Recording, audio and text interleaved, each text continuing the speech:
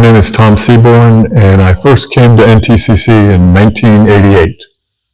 We were living in Houston, and my wife and I decided that we wanted to raise a family in a quieter and more comfortable setting. So the job opening appeared, and during the interview, Jim Archer was walking me around campus, and he said, "There's a real respect between faculty and students here, which you probably didn't have in Houston," and he was correct. Specifically for my area of physical education, we were in a small building next to the tennis courts when I first arrived here. And about 8 years ago, we built this fitness center.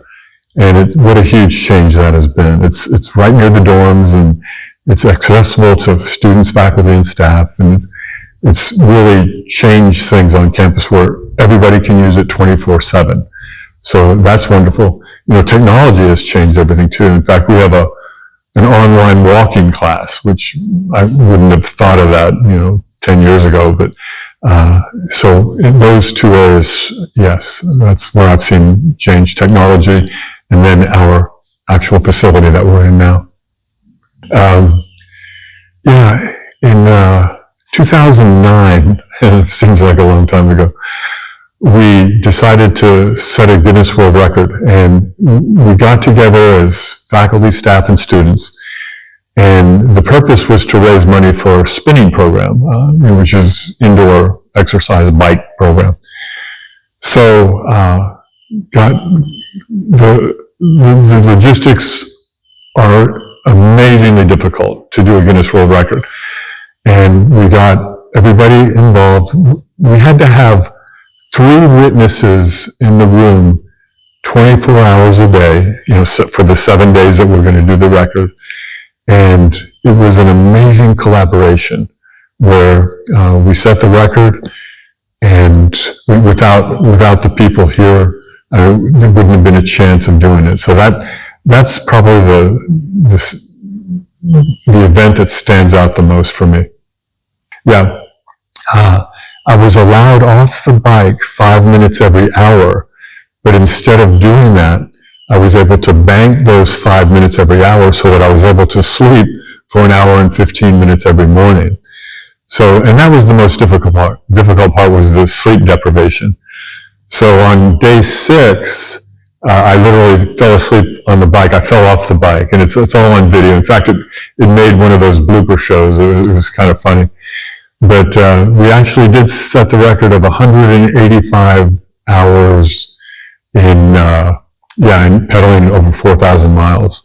There were a lot of repercussions, saddle sores that lasted a couple of weeks. But once again, we had so much support. I wasn't, as I said, I wasn't allowed off the bike, so I was on a completely liquid diet. And the way I would use the restroom would be I would urinate into a bottle. All right. So it was really strange, And we planned, I actually flew up to Chicago. We were going to do it at the Chicago Marathon, and had everything set up, slept there the night before in a hotel, got up the next morning to start the record attempt, and all of the camera equipment was stolen. And then we discovered that we needed a medical witness there 24/7. And we realized we would have to hire someone at about $60 an hour, and, multiply that time, 185 hours. So on my flight back to Texas, very disappointed. And I thought, why don't I try it at the college, where we have the nursing students as the medical witnesses.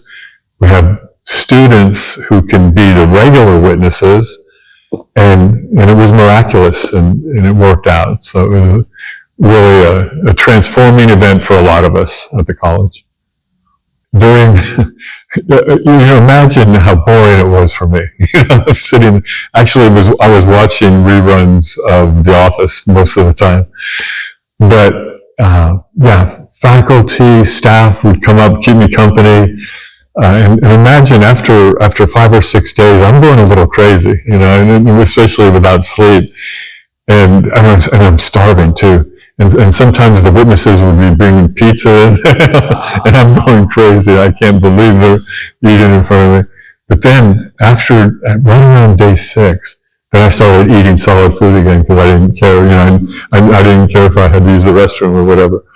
So it just was such I would say, a pulling together effect that I never dreamed would happen. But the only problem, we didn't raise any money. The reason we did the Guinness World Record was it was going to be, as I said, a fundraiser, but beyond that, it was training for this event I did 3 years called the Race Across America. And this race is where you start with your back wheel in the Pacific and finish with your front wheel in the Atlantic. And you can take as many breaks as you want or no breaks, sleep as little or as much as you want. And the first one there wins. It's not as popular. It used to be in Wide World of Sports, used to be covered, but nowadays it's mostly like a bunch of just cycling fanatics follow it. But this was another area where I had students and faculty and some staff participating. In fact, whenever we did this race, in 2 out of the 3 events, it was all students as my support crew. And talk about a life-changing experience, getting from California to Savannah, Georgia in 10 days, 3 hours and 32 minutes. And only my students were involved with the support, where they were following me in a van. And, I would go like this and they would hand me food or whatever. And for them to be able to logistically handle all of the issues, flat tires, I can't even describe some of the craziness that happened. But some of us are lifelong friends from that. So that's something I had to remember to mention. For the sleep deprivation, on one of my events where I was going out to California, I was on a flight, and I was telling him, this was for the Race Across America, and I was telling him I was going to go into this race. And I was telling him the most difficult part is the sleep deprivation. And he suggested that there was some research to prove that 20 minutes of sleep every 6 hours is all you need. And he was saying somebody like Leonardo da Vinci, some famous people did that. They didn't like to waste time sleeping, so they just did this 20 minutes every 6 hours. So on my race attempt, during, the first half, till I got to Colorado, I was doing the 20 minutes every 6 hours, and it was working. It was doing great. I didn't need, the 2 hours that most people were taking at one time. And it was great. I was a 6th place in the race. Everything's looking great. But then, I don't remember the exact location. It was somewhere near, maybe Kansas, where I just broke down, meaning they tried to wake me up after 20 minutes. I wouldn't wake up. 40 minutes. They tried 4 hours later and dropped from 6th to like 14th place. Because you can't trick your body. I had reached my limit as far as the sleep. So came back from 14th to 10th, and that's where we finished. Wow. But you're right, sleep deprivation. And if I would have known now what I knew then, or what I didn't know then, about how bad sleep deprivation is for your body, for your life, probably, I don't know, maybe I would have still done it. But yeah, it's a killer. You guys probably already know it contributes to almost every disease if you don't sleep enough. So yeah, it's a good question. Yeah. So usually, like if I was just like pedaling on my own, I'd average about 19, 20 miles an hour. But during that race, they count the sleep, so it's like you average maybe 13 miles an hour just to get across, because they're counting rest breaks and sleep breaks and all that. So. Did you win? No, okay. 10th place. Yeah. Still. Yeah, talk about one of those peak experiences. That race, that's an addicting race. the people that do it, they do it every year, you know. But you guys don't hear about it because no one covers it anymore. But in the old days, it was you know, it's just a lot of fanatical people that did that thing. So kind of crazy. I'm no longer fanatical about stuff. That's maybe an interesting point. That there was a point where people would say, "Oh, you're obsessed, you're addicted to all this stuff," and I would say, "Yeah," but it was something that went along with my job, and it wasn't hurting anybody, so it was okay. But it's interesting now that I'm not involved with those type of events. Now I've picked up a sport which you've heard a lot about. It's the fastest growing sport in the world, pickleball. And so I kind of became obsessed with that until about 2 months ago, I ruptured my Achilles tendon while I was playing. So I haven't been able to play for a couple of months now. But it is amazing that at any age you can become obsessed with anything. So it's good and bad. Where as long as that obsession, like for a while I was playing through the injury. I'll be fine. I'm just not going to jump anymore, and that just made it worse and worse. So finally, you know, I just decided to take off so that maybe I'll be able to recover and get back to it again. When I first came to NTCC, I had never ridden a bike back in those days. So I had been participating in martial arts, so I would take students to Taekwondo tournaments on weekends. And that was really a fun experience, mostly in Dallas. And we went to regionals, and then some of us went to nationals, and I was fortunate to participate in the world championships. And once again, for students, I would say that was the most confidence-building experience that they could ever have received by participating in these martial arts tournaments, where it's, as some people have called it, it's kind of like a game of chess with dire consequences. And it really helps to shape students' lives and be able to be a foundation for the strength for their future. I played varsity tennis at Penn State, and then I love teaching tennis here at NTCC. The way we would do the classes, instead of just, okay, here's a forehand, here's a backhand, you know, we did a little bit of that in the beginning. But then I developed this system called a modular system, where a student would have to hit a perfect forehand, and they'd get one module. I mean, I'd throw the ball to them, and they'd get a module, and then a perfect backhand, then a perfect volley, and a perfect over. And then when they received a certain number of modules, then I would play them in a game. And as soon as they would beat me in that game, they'd receive an A in the class. And boy, the motivation was amazing for improvement.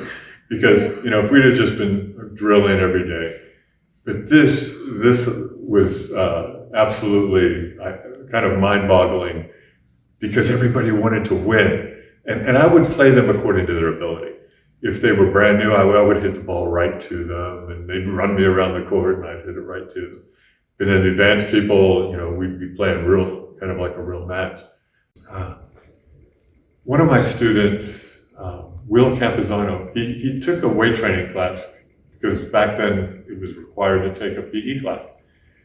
And then he was a Hispanic kid, about 5'9", and he said, I just want to be good at something. So I said, why don't you take my karate class for second summer session? So he took my karate class. And he was a phenom. And he had never done any sports in his life. I said, Will, where did this come from? And he said, well, I used to fight on the street a lot. And I said, okay, take my fall class. So he took my fall karate class. And I said, Will, you got to get out of Mount Pleasant. And I actually convinced him to quit school. Really? Yeah. I said, Will, this is your fortune. This is your dream come true. You found the sport. You're gonna become amazing at the sport. So we moved to Dallas, and I'll make a long story short. He signed a contract, a $100,000 contract with the UFC, and now he owns and operates Campuzano Martial Arts in Frisco, Texas. So he's made his life teaching martial arts now, and he was an amazing competitor, and he's one of the many success stories here. But a kid that had nothing else in his life, and then is now living his dream. Amazing experience. Sure. Yeah. I don't know. I guess he graduated maybe about 8 years ago. I mean, I shouldn't say graduate. He didn't graduate.